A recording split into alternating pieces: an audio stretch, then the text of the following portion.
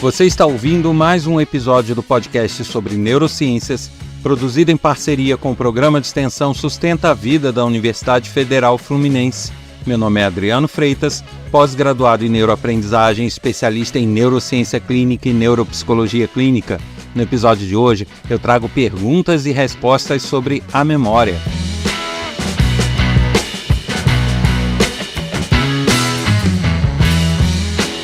Já curtiu nossas redes sociais? Já está seguindo lá? TikTok, Instagram e Facebook, basta procurar por neurociência.af. E te convido aqui a maratonar os episódios que você ainda não ouviu. São quase 200 episódios que nós estamos chegando. Se você está chegando agora, ou já chegou tem um tempinho, mas ainda não ouviu todos, que tal se programar para ir ouvindo aos poucos?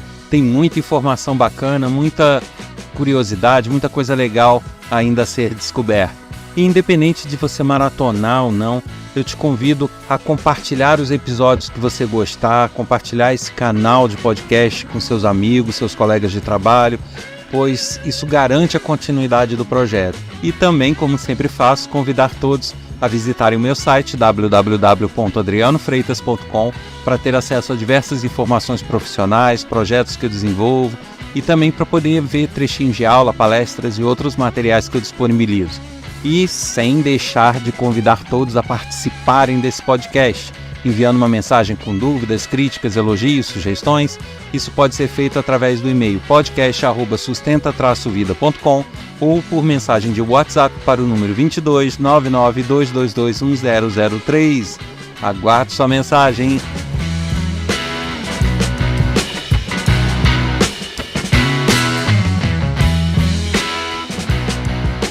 Como eu sempre faço em alguns momentos, referente a outros assuntos, eu trouxe uma coletânea de perguntas para que eu possa responder e esclarecer essas dúvidas que chegaram através de e-mail, WhatsApp ou até mesmo pela internet. Dessa vez, eu selecionei perguntas ligadas à memória. Então vamos lá, a primeira pergunta que chegou é a seguinte: a memória é infinita? Bem, a primeira coisa que a gente precisa entender é que o ser humano ainda, através de suas pesquisas, as pesquisas científicas, ainda não chegou a esse limite de memória.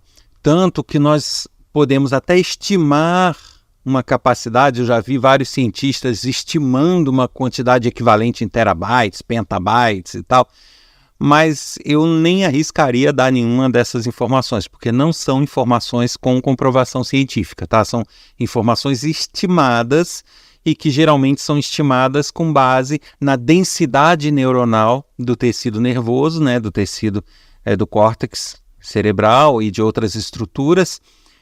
Então é feito um cálculo aproximado de quantos neurônios tem ali e o que se armazena em termos de conexão neuronal e tudo. E aí é feita uma estimativa, mas eu acho isso muito relativo e não é nada preciso. Então são meras estimativas. Então a primeira coisa que a gente precisa entender é que não existe a informação do quanto a gente consegue armazenar em termos de memória. E, consequentemente, se a gente não chegou ao fim da nossa memória em termos de pesquisa, a gente não chegou a uma dimensão, a gente não pode afirmar que ela é finita nem que ela é infinita. A gente não tem comprovação nem de uma coisa nem outra. Mas a gente precisa entender também que algumas deduções, até de certa forma simples que eu posso colocar aqui, já nos levam a acreditar e poder afirmar que ela não é infinita. Nossas memórias, elas são formadas por conexões neuronais, né? Você tem células, neurônios que se comunicam e que são conectados uns nos outros, formando uma rede neuronal, e essa rede é que faz a armazenagem de nossas memórias. Nossas memórias, diferente de computadores, elas não ficam extracorpóreas, né? Elas estão no nosso corpo, estão lá no nosso cérebro. Até onde se sabe, a gente não tem uma memória fora do corpo e fora dessa estrutura física. Então, a partir do momento que a nossa memória é armazenada na nossa estrutura neurológica, no nosso cérebro, ela não tem como ser ilimitada, porque o nosso cérebro é limitado em termos de quantidade de neurônios, em termos de conexões neuronais, em termos de infraestrutura neurofisiológica. Então, eu não posso afirmar que a gente tem uma quantidade ilimitada de neurônios, que a gente pode ter conexões ilimitadas, sinapses, né, conexões neuronais ilimitadas. Isso não ocorre. A gente tem um limite ali. Agora, qual é esse limite? A gente ainda não conseguiu chegar. Então, a gente não teria informação de, então em que momento que é o fim, né? Qual é a capacidade, o que ocorre quando essa capacidade é preenchida? Não sabemos. Mas o que podemos afirmar que é uma capacidade imensa, tanto que ainda não foi experimentado um fim da capacidade até uma idade avançada, até o fim da vida. Então é uma capacidade suficiente para que os humanos sobrevivam e tenham as suas habilidades normais no correr de sua vida.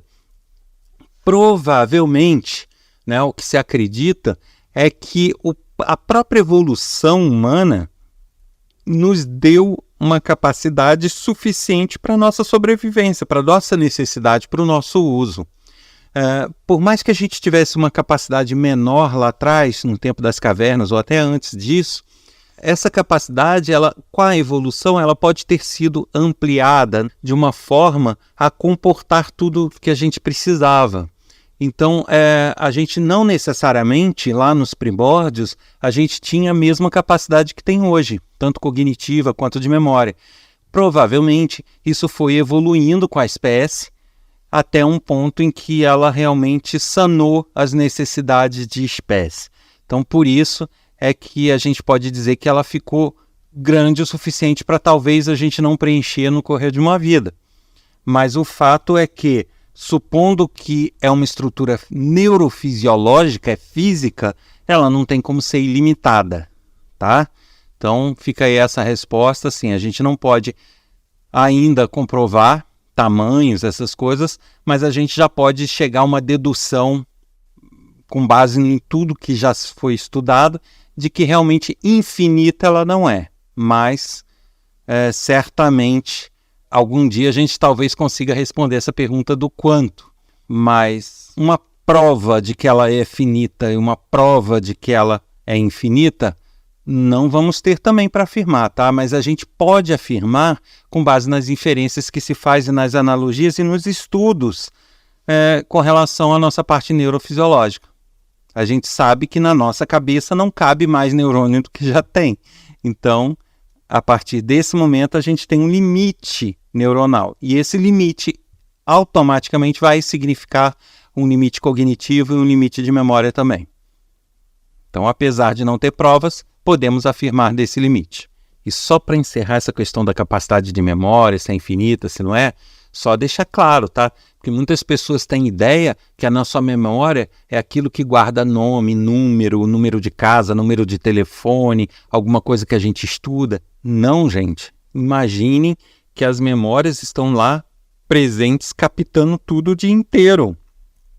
Então, você se lembrar que ontem você passou por uma pessoa na rua que tropeçou e caiu, isso foi gravado na sua memória. Não é algo que você estudou, não é um número de telefone, mas está lá na memória.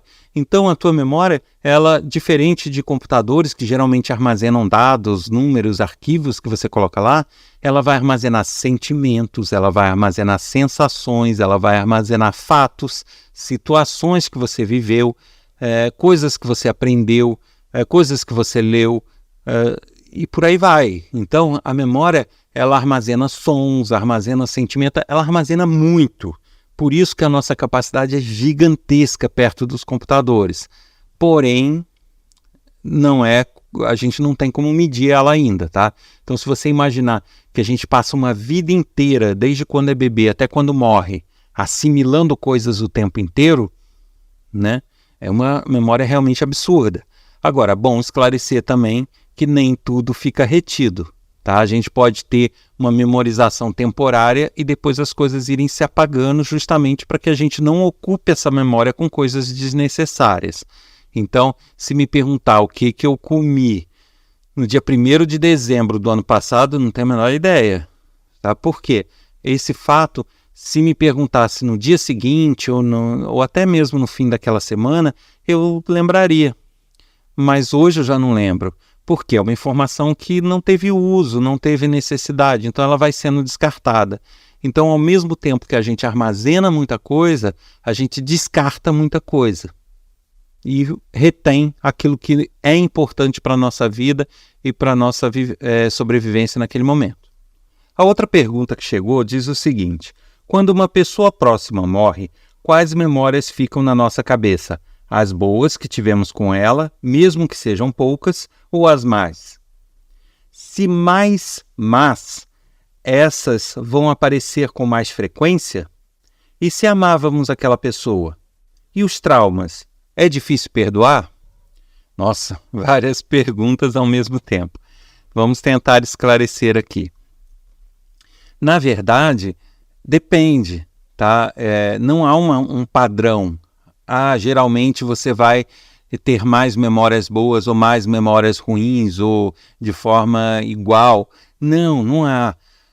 O que a gente precisa compreender nessa situação é que as nossas memórias elas são fixadas com maior intensidade ou de forma mais efetiva, mais forte, quando elas estão sobre algum tipo de emoção, né? A emoção, quando ela está junto com um fato, esse fato se torna mais presente nas nossas lembranças. E aí eu costumo, até já citei aqui no podcast esse exemplo, mas eu cito constantemente nos cursos que eu dou, é o seguinte: aquela tragédia do 11 de setembro lá nos Estados Unidos, né? A grande maioria das pessoas que de alguma forma assistiu aquilo ao vivo pela TV ou mesmo gravado, geralmente se lembra o que estava fazendo, né? Você lembra, era um dia tal, eu estava em tal lugar, eu estava com tal pessoa, aí vi na televisão, o fulano gritou para eu ligar a televisão, eu liguei, estava passando aquilo. Então as pessoas se lembram todo o contexto daquele dia, né? Ficou aquele ambiente, aquela ambiência, aqueles fatos, e tudo que cercou aquilo naquele dia fica muito presente na sua memória, porque de alguma forma aquilo impactou as pessoas.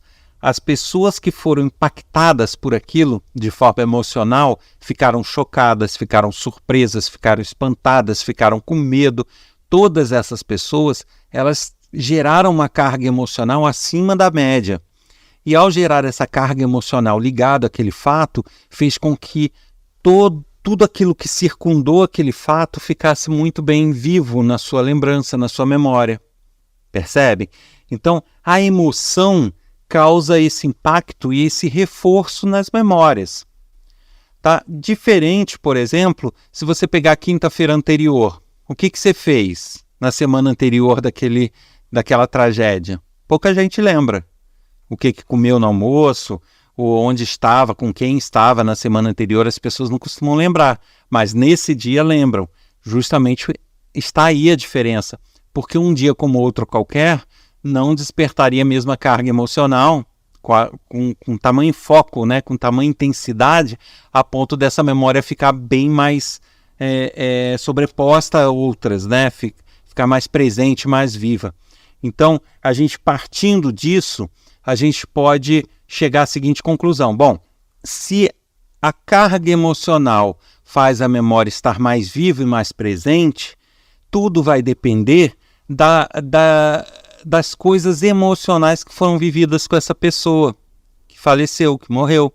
Então, se a pessoa que morreu viveu contigo grandes momentos no sentido de você se emocionar, ficar feliz, ficar contente e de ser algo bom e despertou emoções boas, essas vivências boas e que causaram emoções boas em você e que lhe deram uma carga emocional positiva vão ficar mais prevalentes, né? Vão ficar mais fortes, à medida que o contrário também se faz presente. Se é uma pessoa que te maltratou, que te causou raiva, te causou ódio, te causou angústia, te causou tristeza, essas emoções, os fatos que circundaram essas emoções também vão estar muito presentes. Então, por isso que a gente não pode ter uma resposta fixa para isso, né? Tudo vai depender do que vocês viveram. Então, se foram pessoas que conviveram de forma muito harmoniosa, que tiveram grandes vivências e grandes experiências, as memórias serão sempre as melhores possíveis. É isso que vai ficar prevalecendo nessas lembranças. Ao contrário, se foi um convívio, né, muito difícil, muito conflitante, muito angustiante, é isso que vai prevalecer, e as memórias piores é que vão estar mais presentes. Infelizmente é assim que funciona. Então a gente pode dizer que a resposta para isso vai estar em você mesmo, né? Não tem como te dizer, você vai recordar dela o que há de melhor, o que há de pior. Não, é uma coisa que foge ao seu controle. Isso já foi gravado, já foi memorizado, já está lá com a tua carga emocional. Você pode até trabalhar isso de alguma forma em você, mas o fato é que isso vai se tornar presente de forma positiva ou negativa, justamente dependendo das vivências. Obviamente, se a gente for aqui exemplificando, tá? Colocando de forma matemática, lógico que não é assim. Se a gente for lá colocar, você teve 4 experiências muito boas que te emocionaram muito e 4 experiências muito ruins. Você vai ter um equilíbrio. Vai estar presente tanto as memórias boas quanto as ruins. Agora, se você teve 5 ou 6 memórias absurdamente boas e bonitas e uma ruim, vai estar prevalecendo as memórias boas. E o contrário também se faz necessário. Então, é importante ter isso em mente, sabe? Essa resposta não é uma resposta matemática, não é uma resposta que eu possa te dar de uma forma padronizada, é uma resposta que vai estar dentro de você mesmo, porque você que sabe o que viveu com essa pessoa. Com relação aos traumas que ocorreram nesse relacionamento com essa pessoa que morreu, né? Se você amava, porque pelo que eu entendi, e se amávamos a pessoa e os traumas, é difícil perdoar? Tem isso na pergunta também. Dependendo da situação, é sim difícil, tá? Eu acho até, de certa forma, um discurso, eu falando agora como Adriano, tá? Minha opinião, eu acho um discurso muito hipócrita, esse de que as pessoas morrem e viram santas, né?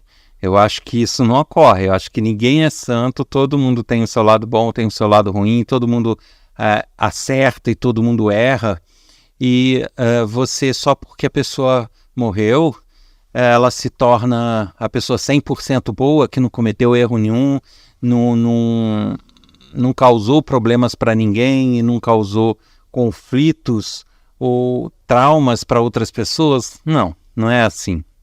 A morte não apaga isso.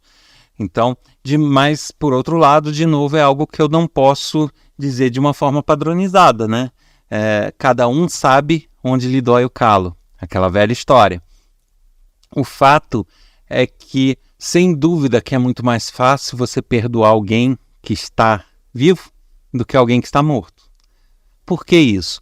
Porque alguém que está vivo, de repente você pode acompanhar ela e ver uma evolução no comportamento dela, você pode ver que ela mudou, ou você pode ver que aquela situação que ela te causou em termos de problema não foi uma coisa intencional ou com malícia.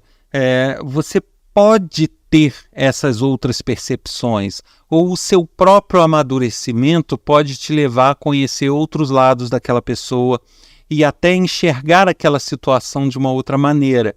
E isso sim pode facilitar você perdoar e relevar esses problemas.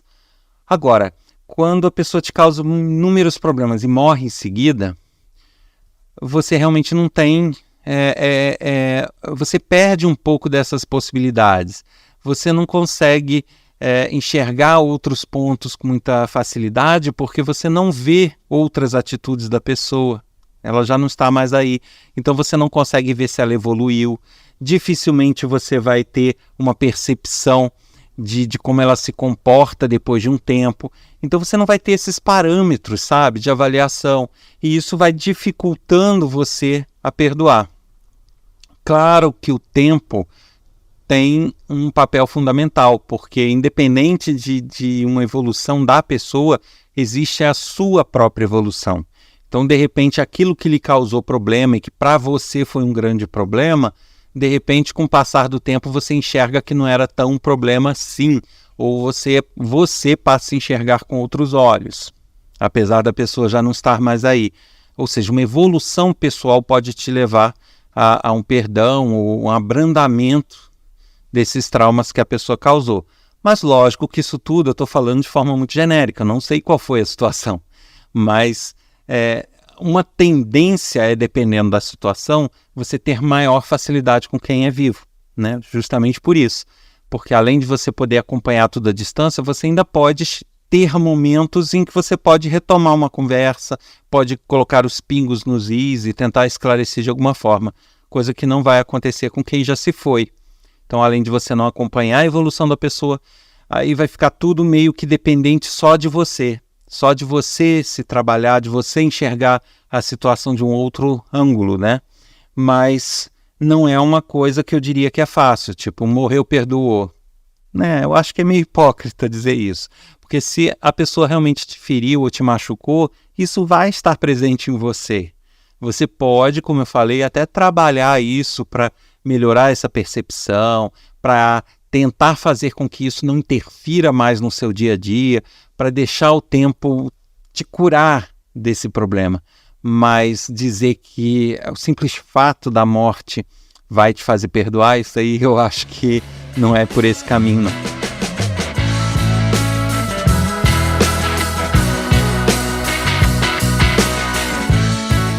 Você ouviu mais um episódio do podcast sobre neurociências, produzido em parceria com o Programa de Extensão Sustenta a Vida da Universidade Federal Fluminense. Meu nome é Adriano Freitas, pós-graduado em neuroaprendizagem, especialista em neurociência clínica e neuropsicologia clínica. No episódio de hoje eu falei sobre memórias, trouxe perguntas e respostas. Não esqueça de divulgar esse podcast, compartilhar com seus amigos, parentes, colegas de trabalho, pois isso vai nos ajudar a manter esse projeto. Nos curta lá nas redes sociais, siga nossas páginas no TikTok, Instagram e Facebook, procurando neurociência.af. E se quiser participar, deixando dúvidas, críticas, elogios, basta enviar um e-mail para podcast@sustenta-vida.com ou mensagem de WhatsApp para 2299-222-1003. Aguardo sua mensagem e semana que vem estarei aqui com mais um episódio. Te aguardem. Até lá!